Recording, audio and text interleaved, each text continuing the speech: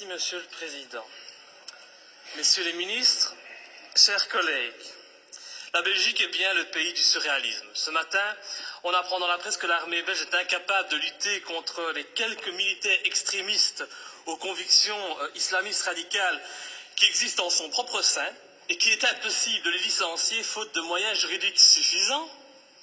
Et par contre, dans un même temps, nous décidons d'aider la France dans sa lutte contre le terrorisme en lui apportant une aide logistique pour son opération au Mali. Que ne ferions-nous pas pour lutter contre le terrorisme en dehors de nos frontières? J'espère juste que nous aurons bien veillé à ne pas envoyer pour cette opération antiterroriste au Mali ces fameux soldats belges islamistes. Je le dis sous la forme de l'humour, mais ce qui se passe actuellement dans le monde ne me fait pas rire du tout. Ça ne me fait pas rire car sans aucun doute, les dirigeants de nos pays occidentaux sont en train de pendre les peuples pour des imbéciles avec l'aide et le soutien de la presse, qui n'est plus aujourd'hui qu'un organe de propagande des pouvoirs en place. Un peu partout dans le monde, les interventions militaires et les déstabilisations de régimes deviennent de plus en plus fréquentes. La guerre préventive est devenue la règle. Et aujourd'hui, au nom de la démocratie ou de la lutte contre le terrorisme, nos États s'octroient le droit de violer la souveraineté de pays indépendants et de renverser des dirigeants légitimes. Il y a eu l'Irak et l'Afghanistan, ces guerres du mensonge américain, sont venues par la suite la Tunisie, l'Égypte, la Libye, où, grâce à vos décisions, notre pays a participé en première ligne à des crimes contre l'humanité pour renverser à chaque fois, des régimes progressistes et modérés et pour les remplacer par des régimes islamistes dont, et c'est quand même bizarre, la première volonté fut d'imposer la charia. Il en est de même actuellement en Syrie, où la Belgique finance honteusement l'armement des rebelles islamistes qui tentent de renverser Bachar al-Assad. Ainsi, en pleine crise économique, alors que de plus en plus de Belges ont des difficultés pour se loger, se nourrir, se chauffer ou se soigner, et oui, j'entends déjà le sale populiste que je suis, eh bien le ministre des Affaires étrangères, il a décidé d'offrir aux rebelles syriens 9 millions d'euros. Bien sûr, on tentera de nous faire croire que cet argent servira à des fins humanitaires, un mensonge de plus. Et comme vous le voyez, depuis des mois, notre pays ne fait que participer à la mise en place de régimes islamistes dans le nord de l'Afrique et au Moyen-Orient. Alors, quand on vient prétendre partir en guerre pour lutter contre le terrorisme au Mali, eh bien, j'ai bien envie de rire. C'est faux. Sous les apparences de bonnes actions, nous n'intervenons que pour défendre des intérêts financiers, dans une totale logique néocolonialiste. Il n'est véritablement pas cohérent de partir aider la France au Mali au nom de la lutte contre le terrorisme islamiste, lorsqu'au même moment, on soutient en Syrie le renversement de Bachar al-Assad par des rebelles islamistes qui souhaitent imposer la charia, comme c'est déjà le cas en Tunisie ou en Libye. Il faut vraiment arrêter de nous mentir et de prendre les gens pour des imbéciles. Le temps est au contraire venu pour dire la vérité. En armant les rebelles islamistes comme les Occidentaux ont auparavant armé Oussama Ben Laden, cet ami des Américains avant qu'il ne se retourne contre lui, eh bien les pays occidentaux en profitent pour implanter dans les nouveaux pays conquis des bases militaires tout en favorisant leurs entreprises nationales. Tout est donc stratégique. En Irak, nos alliés américains ont mis la main sur les richesses pétrolières du pays. En Afghanistan, ce fut sur l'opium et la drogue, toujours très utile, pour se faire beaucoup d'argent assez rapidement. En Libye, en Tunisie, en Égypte ou encore en Syrie, le but fut et est encore actuellement de renverser les pouvoirs modérés pour les remplacer par des pouvoirs islamistes qui très rapidement deviendront gênants et que nous attaquerons sans vergogne sous prétexte de lutter, à ce moment-là encore, contre le terrorisme ou de protéger Israël. Et dont les prochaines cibles sont déjà connues. Dans quelques mois, je prends le pari que nos regards se tourneront vers l'Algérie et finalement vers l'Iran. Faire la guerre pour libérer des peuples d'un agresseur extérieur, c'est noble. Mais faire la guerre pour défendre les intérêts des États-Unis, faire la guerre pour défendre les intérêts de grosses sociétés comme Areva, Faire la guerre pour mettre la main sur des mines d'or, ça n'a rien de noble, et cela fait de nos pays des pays agresseurs et voyous.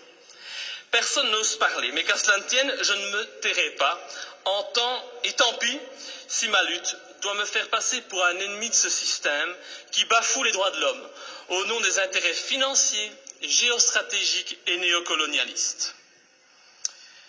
Bafouer ce régime et le dénoncer, c'est un devoir et une fierté pour moi. Et sincèrement, et je m'excuse pour le vocabulaire populaire utilisé, j'emmerde tous les soi-disant bien-pensants, qu'ils soient de gauche, de droite ou du centre, qui sont aujourd'hui au basque de nos pouvoirs corrompus et qui se plairont à me tourner en ridicule.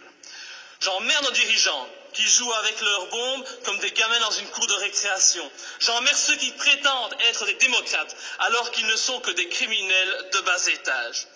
Je n'ai pas beaucoup de respect non plus pour les journalistes qui ont le culot de faire passer les opposants pour des débiles mentaux alors qu'au fond ils savent très bien que ces opposants ont parfaitement raison. Je méprise enfin au plus haut point ceux qui se prennent pour les rois du monde et qui nous dictent leurs lois, car moi je suis du côté de la vérité, du côté de la justice, du côté de ces victimes innocentes du pognon à tout prix. Et c'est pour cette raison que j'ai décidé de m'opposer clairement à cette résolution qui envoie notre pays soutenir la France dans son opération néocolonialiste. Depuis le début de l'opération française, le mensonge est organisé. On nous dit que la France ne fait que répondre à l'appel au secours d'un président malien. On en oublierait presque que ce président n'a aucune, mais aucune légitimité et qu'il a été mis en place pour assurer la transition suite au coup d'État de mars 2012. Qui a soutenu ce coup d'État? Qui en est à la base? Pour qui travaille ce président de transition? Voilà le premier mensonge. Le président français François Hollande ose prétendre mener cette guerre pour lutter contre les djihadistes qui menacent, ils menacent, rendez-vous compte, le territoire français et européen. Mais quel vilain mensonge! En reprenant cet argument officiel, tout en profitant pour effrayer la population, en augmentant le niveau de la menace terroriste, en mettant en œuvre le plan Vigipirate, nos dirigeants et les médias font preuve d'un culot inimaginable. Comment peut-on oser sortir un tel argument alors que la France et la Belgique n'ont pas hésité à armer et soutenir les djihadistes en Libye et que ces mêmes pays continuent actuellement à soutenir ces djihadistes en Syrie? Ces prétextes ne servent qu'à cacher des desseins stratégiques et économiques.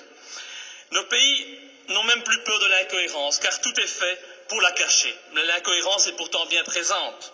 Ce n'est pas demain que vous verrez un Malien venir commettre un attentat en Europe. Non, à moins qu'on en crée un subitement pour mieux justifier encore cette opération militaire. On a bien créé le 11 septembre pour justifier l'invasion, l'arrestation arbitraire, la torture et le massacre de populations innocentes. Alors créer un terrorisme malien, bon, ça ne doit pas être trop compliqué pour nos dirigeants sanguinaires. Un autre argument utilisé pour justifier ces derniers mois les opérations militaires, c'est la protection des droits de l'homme. Ah, cet argument est encore utilisé aujourd'hui pour justifier la guerre au Mali.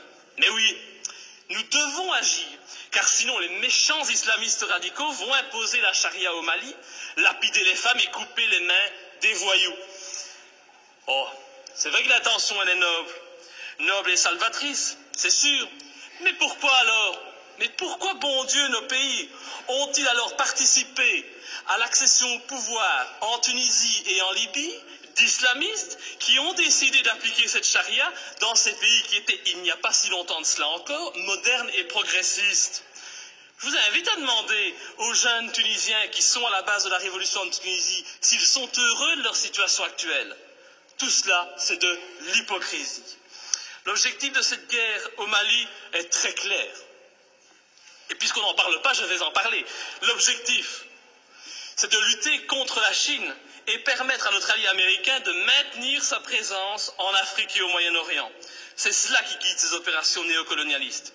Et vous verrez, quand l'opération militaire sera terminée, la France conservera bien entendu des bases militaires au Mali, Ces bases serviront aussi aux Américains, et en même temps, parce que ça se passe toujours comme ça, des sociétés occidentales mettront la main sur des contrats juteux qui priveront de nouveau les pays recolonisés de leurs richesses et de leurs matières premières. Alors, soyons bien clairs, les premiers bénéficiaires de cette opération militaire, ce seront les patrons et les actionnaires du géant français Areva, qui tentent depuis des années d'obtenir l'exploitation d'une mine d'uranium à Faléa, une commune de 17 000 habitants située à 350 km de Bamako. Et je ne sais pas pourquoi, mais mon petit doigt me dit qu'il ne faudra pas longtemps pour qu'Areva puisse enfin exploiter cette mine. Je ne sais pas, c'est une impression que j'ai. Il est donc hors de question que je participe à cette colonisation minière, cette colonisation des temps modernes. Et pour ceux qui doutent de mes arguments, je les invite sincèrement à se renseigner sur les richesses du Mali. Le Mali est un grand producteur d'or, mais depuis peu, il a été désigné, comme étant un pays qui offre un environnement de classe mondiale pour l'exploitation d'uranium. Mais comme c'est bizarre, un pas de plus vers une guerre contre l'Iran, c'est une évidence. Pour toute cette raison, et afin de ne pas tomber dans les pièges du mensonge que l'on nous tend, j'ai décidé de ne pas soutenir cette intervention au Mali. Je voterai donc contre.